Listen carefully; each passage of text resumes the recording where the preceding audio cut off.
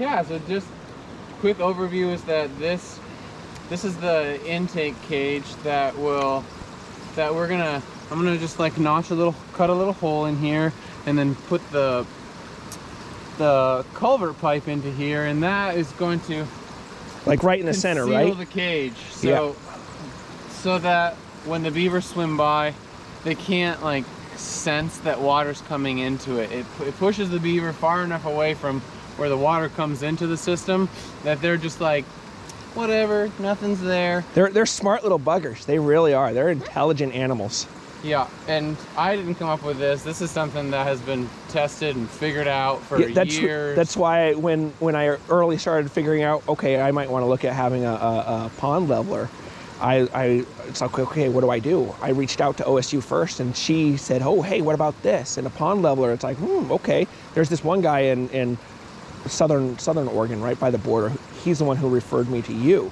Yeah. And it's like, okay, fantastic.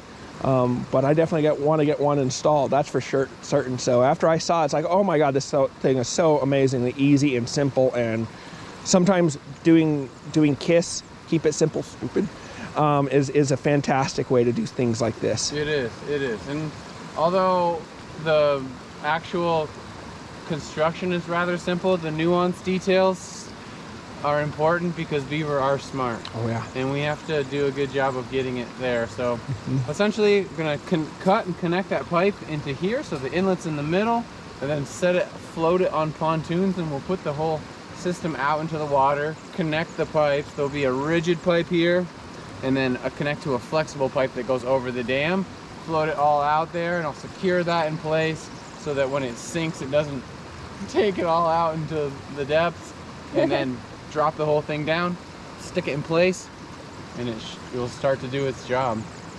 And so, and Gemini, just if you did your dad tell you about exactly what we're doing here and why this thing's going in? No. Well, the thing is, this situation, there's beavers living in here, and they see this spot here, and they like to build this dam up.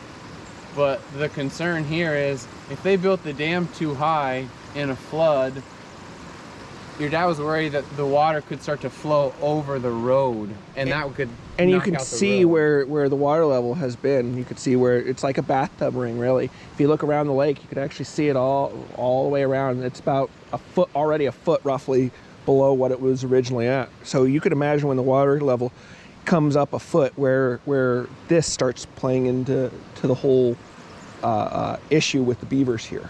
Yeah. So if it was so high, maybe the water would go this way instead of going into that pipe. And if it started to flood and go that way, it could wash the road right out. Or wash this portion right out. Yeah. So what we're doing is, and that's because the beavers bring it up. So what this thing does is, it's a little bit sneaky, because it puts a leak in their dam, and so they can build up around it. But the pipe will go through that spot right there, and then they will try and build up around it. But what they won't figure out is that, hopefully won't figure out, is that they're smart animals. is that pipe is essentially putting a leak in their dam. And so in some ways it's probably a frustration for them, because they're like, we're building our dam but the water's not coming up with it. But what it allows us to do is they can stay. Yeah, it allows them to stay. And if they were always here building it up, flooding the road, either like he's been doing, he's been coming and having to cut a hole in their dam, cut a hole in their dam, cut a hole in the dam, they have to rebuild it, and they're always like in a fight. And sometimes folks they kill beaver because they keep building their dams. And so what this does, even though it's frustrating for them, it keeps them alive. Yeah, they can stay. And I never wanted it. Even when I started this project, I never wanted the beavers killed, because I believe this is a perfect habitat for them. Yeah. Because it's out of the way. They already have a lake that they can swim in. They have food in the back of the lake, the whole 9 yards. So that's why I wanted to keep them. But obviously I have to prevent further damage to the dam and possibly overflows and the whole 9 yards. So this is why I went with something like this. It's a non-invasive technology, I think is what they refer to it as. Yeah. So what we're trying to do is coexist. Yep. Everybody gets to stay and nobody gets killed and Nobody gets everyone evicted. compromises a little bit. Like Nobody gets evicted. We got to do some labor and buy these systems, but then hopefully once it's in, it's pretty low maintenance, and then the beaver can do their thing and we can do our thing. When it gets warmer out here, it'll be easier to maintain it. Yeah.